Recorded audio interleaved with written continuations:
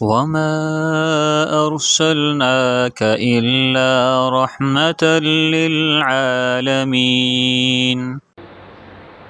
کبھی اس کے در کبھی اس کے در، کبھی اس کے در کبھی اس کے در، کبھی در بدر غم عاشقی تیرا شکریہ میں کہاں کہاں سے گزر گیا. کبھی اس کے در کبھی اس کے در، کبھی در بدر غم عاشقی تیرا شکریہ میں کہاں کہاں سے گزر گیا. معزز سامعین کرام، اللہ رب العزت کے حضور دعا ہے کہ اللہ جو الفاظ میری زبان سے ادا کروائیں حق اور سچ ادا کروائیں، اور مجھے اور آپ کو اس پر عمل کرنے کی توفیق عطا فرمائیں. سامعین کرام، اللہ رب العزت نے اس جہان کو بنایا اور پھر اللہ رب العزت نے 18,000 کم و بیش مخلوقات کو پیدا کیا. 18,000 کم و بیش مخلوقات میں سب سے اعلیٰ، سب سے عرفہ، سب سے اشرف انسان کو بنایا. اس لیے نہیں بنایا کہ انسان جائے، میری دنیا میں جائے اور جا کر دنیا کی مستی میں مست ہو جائے. اللہ نے اس لیے انسان کو نہیں بنایا کہ انسان دنیا میں محض پیسہ جمع کرنے کے لیے رہے، اس کے علاوہ اس کا کوئی کام نہیں. اللہ نے اس لیے انسان کو اشرف نہیں بنایا کہ بس انسان اپنی طاقت کے بلبوتے پر دنیا سے لڑتا پھرے. اللہ نے انسان کو اس لیے بھی اشرف نہیں بنایا کہ اللہ کو چھوڑ دے باقی ساری دنیا کے پیروں میں گرتا پھرے. اللہ نے جانور کو بنایا، انسان کو دکھایا کہ اے انسان دیکھ، میں نے جانور بنایا مگر تجھ سے افضل نہیں بنایا. میں نے ہر چیز کو جھکا دیا لیکن تجھے سیدھا کھڑا رکھا. آپ دیکھتے ہیں جانور چارہ کھاتا ہے، سیدھا بیٹھ کے اپنے ہاتھ سے کھا لے گا؟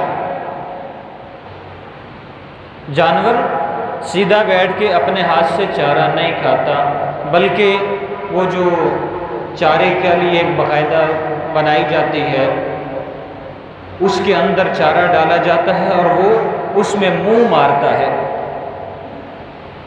اس میں منہ مارتا ہے، اپنے سر کو جھکا کے وہ کھانا کھاتا ہے. پانی پیتا ہے، پانی کا برتن رکھا جاتا ہے، وہ اس میں سر جھکا کے اپنا منہ پانی میں مار کے پیتا ہے. انسان کے ساتھ اللہ نے یہ معاملہ نہیں کیا. اللہ نے انسان کو سیدھا بٹھایا، ہاتھ میں پکڑایا، کھلایا پلایا. کس وجہ سے؟ اللہ نے رزق کا وعدہ کیا ہے. اللہ نے یہ فرمایا کہ مجھ پر توکل کرو، کہیں دوسری طرف نہ جانا، مجھ سے رزق مانگو، کسی مخلوق کے پیچھے نہ بھاگو. اللہ نے قرآن پاک میں فرمایا کہ میں نے تجھے کھلایا پلایا سلایا اٹھایا چلایا پھرایا، طرح طرح کے میوے جات دیے، مگر تیرا کیا کام ہے؟ وَمَا خَلَقْتُ الْجِنَّ وَالْإِنسَ إِلَّا لِيَعْبُدُونَ. اللہ فرماتا ہے کہ میں نے جنوں اور انسانوں کو محض اپنی عبادت کے لیے پیدا کیا ہے. جنوں اور انسانوں کو محض اپنی عبادت کے لیے پیدا کیا ہے. میں نے یہ نہیں کہا کہ تو دنیا کما کے مجھے دکھا کہ زیادہ سے زیادہ تو کما سکتا ہے. میں نے یہ نہیں کہا کہ 50 منزلہ بلڈنگ بنا کر مجھے دکھا کہ تو اتنی اونچی بلڈنگ بنا سکتا ہے۔ میں نے یہ نہیں کہا کہ تو اتنے بڑے بڑے جہاز بنا کر دکھا جس میں پورے کے پورے شہر آ جائے کہ تو اتنا بڑا جہاز بنا سکتا ہے۔ میں نے یہ نہیں کہا کہ تو سائنس میں اتنی ترقی کر لے کہ جھوٹے دعوے کرتا پھر کہ میں چاند تک پہنچ گیا کہ تو یہ کر سکتا ہے۔ میں نے یہ نہیں کہا کہ تو سمندر میں اس قسم کی مشینری چھوڑ دے جو سمندر کی تہ تک پہنچے اسے کچھ نہ ہو۔ اللہ نے یہ کہیں نہیں کہا۔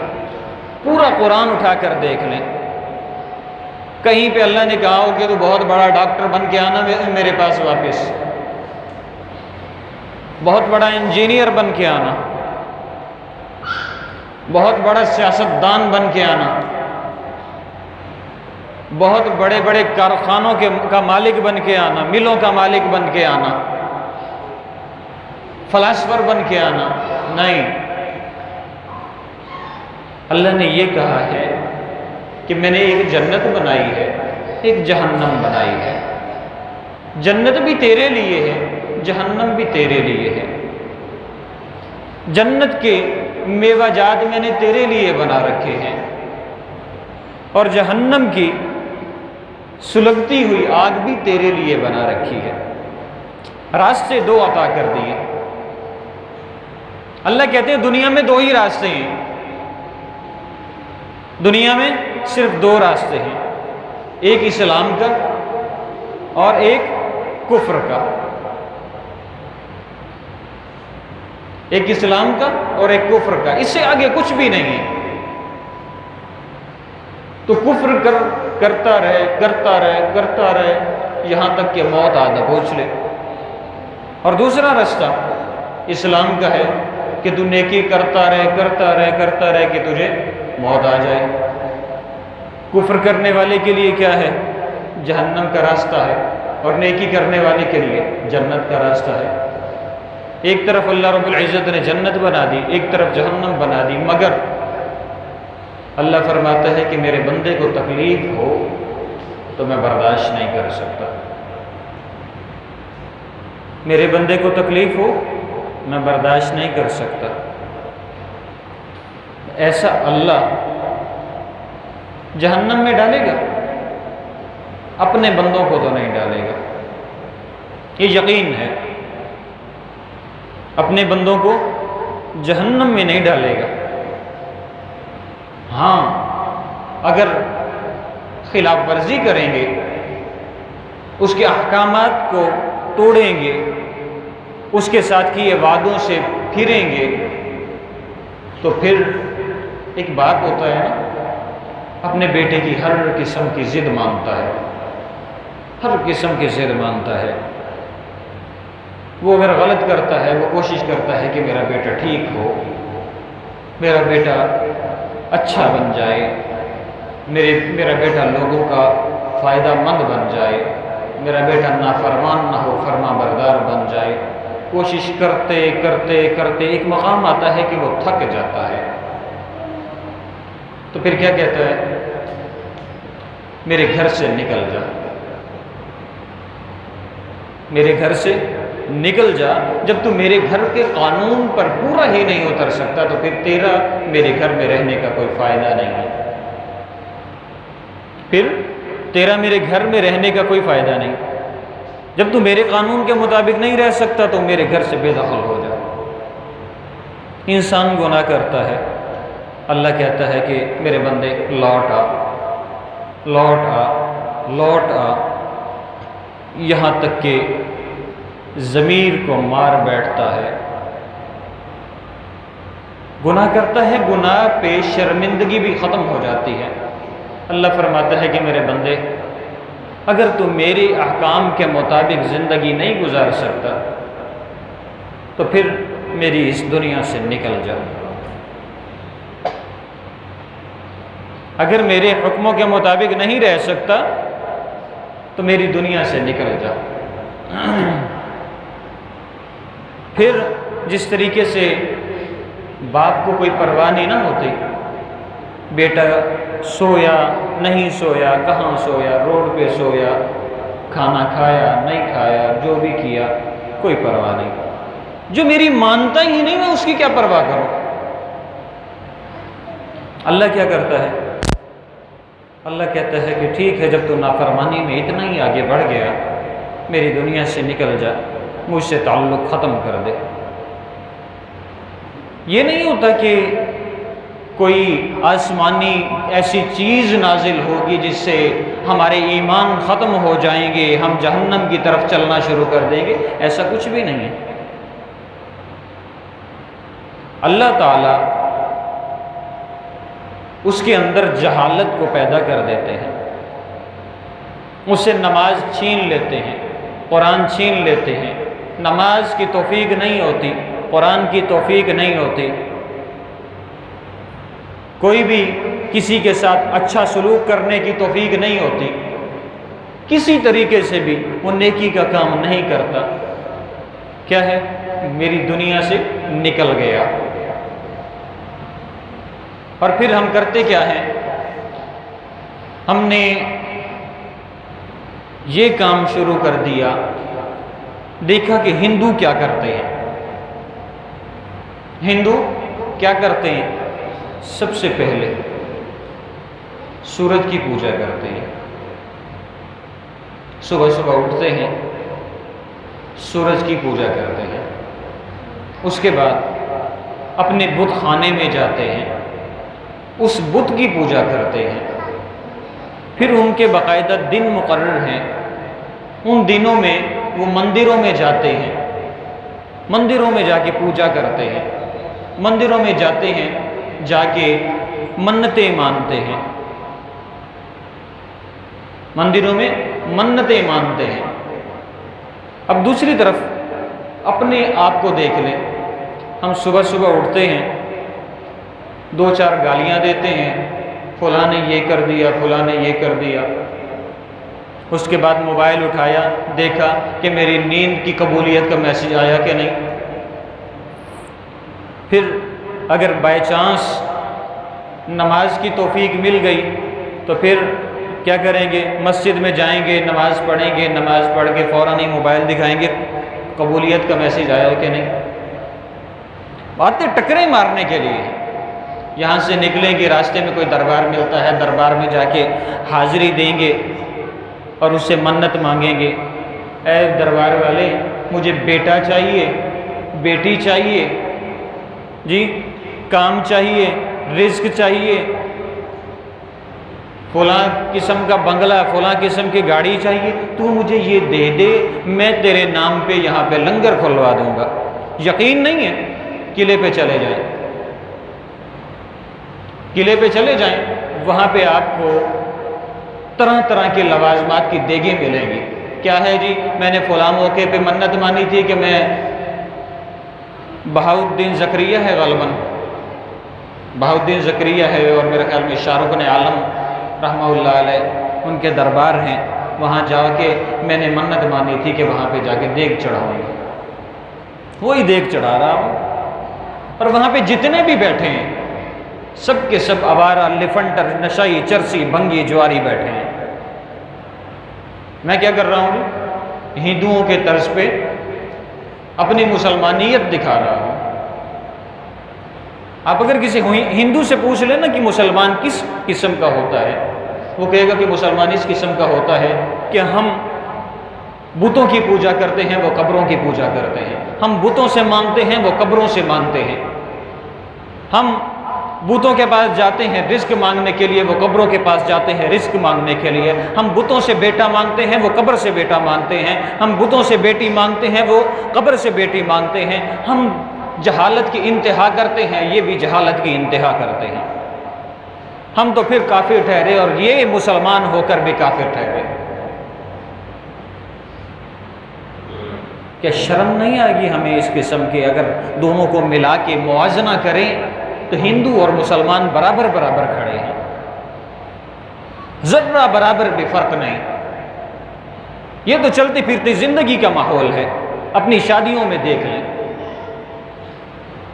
یہ مہندی ابٹن اور نہ جانے کس قسم کی بکواسات، مجرے کروانا، ہر قسم کی شادیوں میں بے غیرتی کرنا، آخر میں کیا ہے جی؟ شادی تو سنت ہے نا، تو نے سنت ادا کی ہے، سنت کا بیڑا ہی غرق کر دیا۔ اور اگر کوئی کہے نا کہ بھائی یہ اسلام کے محمد عربی صلی اللہ علیہ وسلم کے لائے ہوئے دین کا حصہ نہیں، تو جواب کیا ملتا ہے؟ یار شادی روز روز تھوڑی ہونی ہے، ایک ہی دفعہ جو منہ کالا کرنا ہے کرنے تو روز روز تھوڑی کروں گا میں، ایک ہی دفعہ جو میں بے غیرتی منہ پہ مل رہا ہوں مجھے مل لینے دے، میں نے کون سے روز روز کرنی ہے؟ اللہ کی قسم اس قسم کی شادی اور اس کے بعد بے دینی کی اولاد جب وہ پیدا ہوتی ہے اور دنیا میں آتی ہے چپیٹیں مارتی ہے منہ پہ، کس وجہ سے؟ کہ آغاز ہی بے غیرتی سے کیا۔ تو کس قسم کی آپ کیا سمجھتے ہیں کہ اس قسم کی جب اولاد ہوگی تو شاہ ولی اللہ پیدا ہوں گے، عبد القادر جیلانی پیدا ہوں گے، جنید بغدادی پیدا ہوں گے؟ سوال ہی پیدا نہیں ہوتا۔ کنجر کی طرح اگر شادی کرو گے تو کنجر ہی پیدا ہوگا۔ ہماری شادی کا یہ حال ہے۔ اب چلتے ہیں ذرا موت کی طرف۔ اپنی گھر کی اموات اور ہندوانہ رسموں کو دیکھ لیں۔ ہندو کیا کرتے ہیں؟ جب کوئی مرتا ہے نا، سارے اکٹھے ہو کے بیٹھ جاتے ہیں، وہ پنڈت آتا ہے، آ کے وہ کچھ نہ کچھ پڑھ دیتا ہے، اس کے بعد میت کو اٹھایا جاتا ہے اور کچرے کے ڈبے میں پھینک کے جلا دیا جاتا ہے۔ وہ پھینکنے والے جلانے والے اور ہوتے ہیں اور اس پہ بیٹھ کے کچھ پڑھنے والا، ان کا بڑا پنڈت جو آتا ہے وہ وہی کام کرتا ہے۔ اور ہم کیا کرتے ہیں؟ مولوی صاحب آتے ہیں، غسل دلواتے ہیں، غسل دلوانے کے بعد میں ان لوگوں کی بات کر رہا ہوں جو اپنے آپ کو دین کا ٹھیکیدار سمجھتے ہیں۔ مولوی صاحب کو بلایا جاتا ہے، وہ غسل دے دیتے ہیں، غسل کے بعد جنازہ پڑھا دیتے ہیں، جنازہ پڑھا کے مولوی صاحب غائب ہو گئے۔ اب جتنے بھی جاہل ہیں وہ جہالت اپنی جا کے قبرستان پہ دکھاتے ہیں۔ کئی دفعہ قبرستان پہ جانا ہوا اور وہاں پہ اصول یہ ہے، جو مسنون طریقہ ہے کہ قبر جب پوری ہو جائے، بند کر دی جائے، تو سرہانے سے ایک شخص کھڑا ہو، الف لام میم یعنی سورہ بقرہ کا پہلا رکوع اولئک هم المفلحون تک پڑھے، اور دوسرا پیروں کی طرف سے کھڑا ہو، آمن الرسول سے لے کے الف لام میم کا آخری رکوع آخر تک پڑھے۔ یہ تو مسنون عمل ہے۔ وہاں پہ جی ختم شریف پڑھا جا رہا ہے۔ اللہ کے بندے، پہلے اسلام کی تعلیم کو حاصل تو کر۔ مولوی صاحب بھی آج کل میں کہتا ہوں اللہ تعالیٰ انہیں ہدایت دے، اس قسم کے مولوی کو جو صرف اپنا کام یہ سمجھتا ہے کہ میں نے غسل دینا ہے، غسل کے بعد جنازہ پڑھانا ہے، پھر کلوں پہ ملیں گے۔ درمیان کا جو عرصہ جو خود غائب رہے اور اس وقت جا کے وہ جاہلانہ قسم کی روایات کو وہاں پہ قبرستان میں پورا کیا جاتا ہے، یہ مسلمانوں کی روایت نہیں، ہندوانہ روایت ہے کہ پنڈت کو بلا کے بس وہ کچھ تھوڑا سا پڑھوا دیا، پنڈت صاحب اپنے گھر، اور یہاں پہ میت کو اٹھا کے کچرے میں پھینک دیا اور آگ لگا دی۔ اچھا، اس کے بعد وہ کرتے ہیں چوتھا۔ چوتھے دن وہ بڑا ہی اس پہ مندر میں جا کے بڑا ہی اعلیٰ قسم کے لوازمات بنا کے تقسیم کرتے ہیں۔ ہم تیجا کرتے ہیں، وہ 13واں کرتے ہیں، ہم 10واں کرتے ہیں۔ یہاں تک تو ہم ان سے الگ ہیں۔ اس سے آگے جب 40 دن پورے ہوتے ہیں وہ 40واں کرتے ہیں، ہم بھی 40واں کرتے ہیں۔ وہ برسی مناتے ہیں، ہم بھی برسی مناتے ہیں۔ اللہ کی قسم، کوئی بھی اسلامی کتاب اٹھا کر، قرآن کی کوئی بھی تفسیر اٹھا کر مجھے کوئی یہ دکھا دے کہ یہ سب چیزیں سنت کے مطابق ہیں، کوئی ایک شخص مجھے دکھا دے کہ یہ سب کچھ سنت کے مطابق کیا جاتا ہے۔ آپ کی مشابہت تو ان کے ساتھ، ہندوؤں کے ساتھ ہو رہی ہے۔ نبی علیہ الصلوۃ والسلام نے کس موقع پر فرمایا کہ ہندوؤں کے ساتھ تمہاری مشابہت ہو، یہودیوں کے ساتھ مشابہت ہو، عیسائیوں کے ساتھ مشابہت ہو، تو وہ کام کیا کرو، تمہارے لیے باعث فخر ہے۔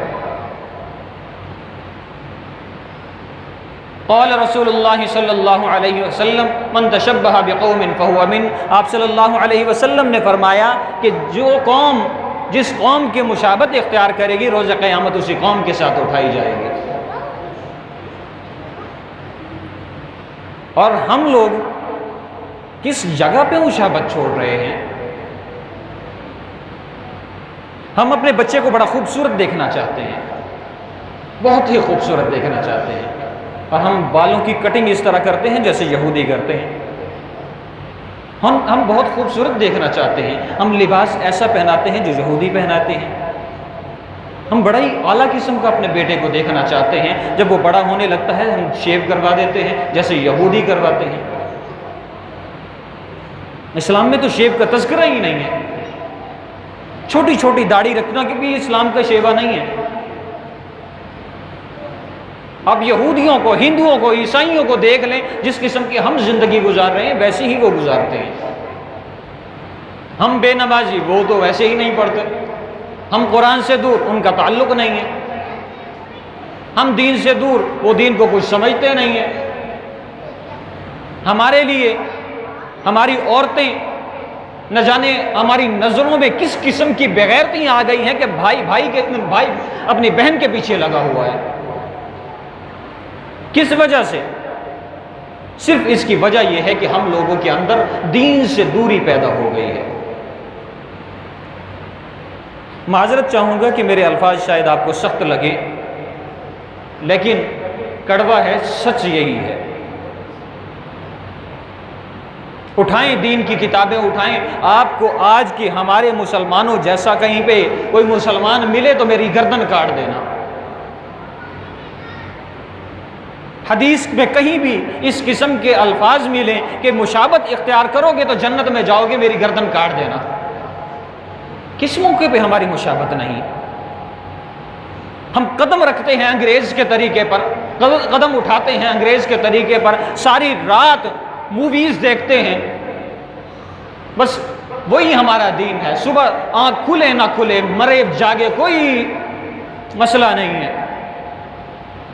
میں نے کون سا نماز پڑھنی ہے، میں نے کون سا قرآن پڑھنا ہے، میں نے کون سے دین پہ عمل کرنا ہے؟ پاک ہے نہ پاک ہے، کام پہ جا رہا ہے، کچھ ملے گا ٹھیک ہے، کچھ ملے گا تب بھی اللہ کی ناشکری کروں گا، نہیں ملے گا تو وہ تو ناشکری کھڑی ہے، ضرورت ہی نہیں ہے شکر ادا کرنے کی۔ اسلام سے بھاگے دوڑے چلے جا رہے ہیں، دور سے دور ہوتے جا رہے ہیں۔ ایمانداری کے ساتھ بتائیں، جتنے افراد بیٹھے ہیں کیا گھریلو معاملات کی وجہ سے پریشان نہیں ہے؟ کوئی ایک شخص مجھے یہ بتا دے کہ میں معاملات کی وجہ سے پریشان نہیں ہوں، کوئی ایک شخص، مگر اللہ کی طرف نہیں آنا۔ خبردار جو اللہ کی طرف آگے کہیں کامیاب نہ ہو جاؤ، کہیں تمہاری پریشانیاں ختم نہ ہو جائیں۔ ہاں درباروں پہ جانا، پیروں کے پاس جانا کہ میرے اوپر کسی نے تعویذ گنڈے کر رکھے ہیں، مہربانی کرو مجھے کچھ ایسا دو جس سے وہ جادو ٹونا ختم ہو۔ اور آج کل کے اس قسم کے پیر پھر رہے ہیں جو سر درد ہے، پیر نہیں ہے۔ اس کے پاس جائیں گے، جی عامل ہیں، اس کے پاس گئے جا کے جی میرا کاروبار نہیں، وہ دو چار لکیریں کھینچے گا اور فرمائے گا کہ اصل میں نا تیرا کاروبار اس لیے نہیں، تیرا جو فلاں پڑوسی یا تیرا فلاں بھائی یا بہن اس نے تیرے اوپر تعویذ کر رکھے ہیں، بس تعویذ کا سننے کی دیر ہے، بھائی کا دشمن، بہن کا دشمن، پڑوسی کا دشمن۔ کیا ہے جی؟ میں نے حساب کروایا تھا۔ لعنت ہے ایسے حساب کرنے والے پر اور حساب کروانے والے پر۔ کون بات سکتا ہے تیرا رزق؟ رزق کا وعدہ اللہ کیا کہتا ہے قرآن میں؟ واللہ خیر الرازقین، میں بہترین رزق دینے والا ہوں۔ رزق اللہ دے رہا ہے، باندھ تیرا دنیا والا رہا ہے، کیسے ہو سکتا ہے؟ یا پھر تو نے یہ مان لیا کہ اللہ کے پاس اتنی طاقت نہیں جتنا میرے پڑوسی کے پاس، بہن بھائی کے پاس ہے یا اس عامل کے پاس ہے۔ اگر یہ مان لیا تو پھر تو اسلام سے ہی خارج ہو گیا۔ یاد رکھیں کہ جو شخص جادو کرتا ہے یا جادو کرواتا ہے دائرہ اسلام سے خارج ہو جاتا ہے۔ ان کے پاس جائیں جو علم رکھتے اپنی اصلاح کروانے کے لیے جائیں۔ امید ہے کہ اللہ تعالیٰ ہمیں ہدایت عطا فرمائیں گے، مگر خدا را اپنے آپ سے آج ایک وعدہ تو کریں۔ یہ وعدہ کرتے ہیں اور کچھ بھی نہیں کرنا، اپنے آپ سے سوال کرنا کہ میں دین کے مطابق ہوں؟ اگر دین کے مطابق ہے تو پھر اپنی اصلاح کے لیے کسی عالم کے پاس جا، وہاں جا کے پوچھ کہ میں صبح اٹھتا ہوں اس طریقے سے اٹھتا ہوں، سارا دن ایسے ایسے کام کرتا ہوں، شام کو پھر اس طریقے سے سو جاتا ہوں۔ اگر وہ کہہ دے نا کہ تو دین کے مطابق چلتا ہے، شرط ہے عالم ہو، مجاور نہ ہو۔ ہم کیا کرتے ہیں؟ قرآن حفظ کر لیا، ہم یہ سمجھتے ہیں کہ ہمارا جو بچہ قرآن کا حافظ بن گیا اس نے دنیا و ما فیہا کے سارے مسائل سمجھ لیے، اس سے فتویٰ بھی لیا جا سکتا ہے۔ اصل میں دین کو مذاق ہم لوگوں نے بنا رکھا ہے۔ ہماری زندگی جھوٹ سے شروع ہوتی ہے، صبح جھوٹ، شام کو بھی آخری جھوٹ بول کے سوتے ہیں۔ ہمارے گھروں میں لڑائیاں صرف اس وجہ سے ختم نہیں ہوتی کہ ہمارا مال حرام، ہمارا کمانا حرام، ہمارا کھانا حرام، ہمارا کھلانا حرام، ہمارا پینا حرام، پہننا حرام، ہر چیز میں حرام کی آمیزش ہے۔ اور خود کو کیا کہتے ہیں؟ میں تو بڑا دیندار بندہ ہوں۔ اللہ ایسے دینداروں سے بچائے جس نے یہ سمجھ لیا کہ مجھے سب پتہ ہے۔ یاد رکھیں کہ جسے سب پتہ ہے نا، اس سے بڑا بے وقوف ہی کوئی نہیں۔ اللہ سے دعا ہے کہ اللہ تعالیٰ دین و حق کو سمجھنے اور اس پر عمل کرنے کی توفیق عطا